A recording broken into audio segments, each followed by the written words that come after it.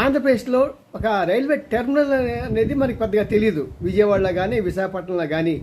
కానీ అదే కానీ బొంబాయిలో ఉంటే బొంబాయి వీటి దగ్గర ఆ స్టేషన్ లాస్ట్ స్టాప్ అవటం మూలంగా అక్కడ ట్రైన్ ఆగిపోతుంది. ఆగిపోయినప్పుడు ఆ ట్రైన్లోంచి ప్రతి ఒక్కరు దిగిపోతారు, ఒక్కరు కూడా మిగలరు, ఆఖరి డ్రైవర్తో సహా.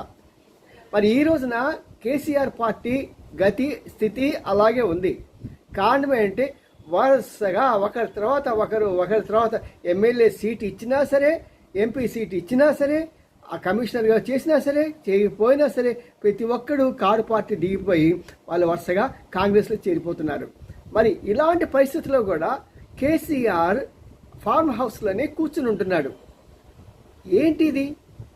ఈయన భావన ఏంటి అర్థం కాకుండా ప్రజలు కార్యకర్తలు తలపట్టుకుంటున్నారు. ఇంత జరుగుతున్నా కూడా కేసీఆర్ ఏంటి, ఆయన ఏది పట్టించుకోడు, ఆయనకైనా మెంటలా అంటున్నారు.